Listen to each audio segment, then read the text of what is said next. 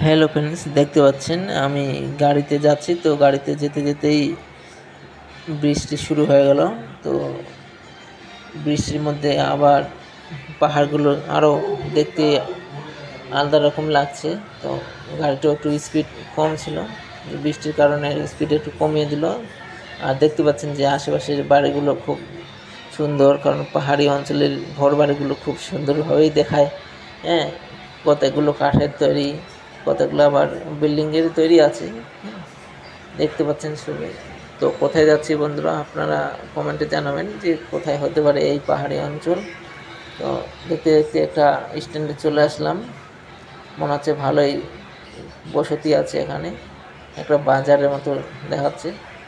আর কিছুক্ষণের মধ্যে আমরা একটা নদীর ধারে পৌঁছে যাব। সবাই বলছে যে নদী আছে সামনে, আর সামনে একটু বৃষ্টির কারণে বাঁধ ভেঙে গেছে।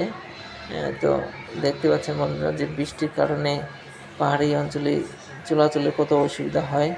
আর সামনে বাড়িগুলো কীভাবে আছে, এই যে সামনে একটা বাঁধ ভেঙে গেছে বন্ধুরা, দেখতে পাচ্ছেন। খুব অসুবিধা হয় পাহাড়ি অঞ্চলে বৃষ্টির কারণে, কত রিস্ক, বিপজ্জনকভাবেই গাড়িগুলো চলাচল করে। আমরা সমতল জায়গা থাকি, এই পাহাড়ি অঞ্চলে আসা একটু ভয় ভয় লাগছিল। কী বলবো বন্ধু।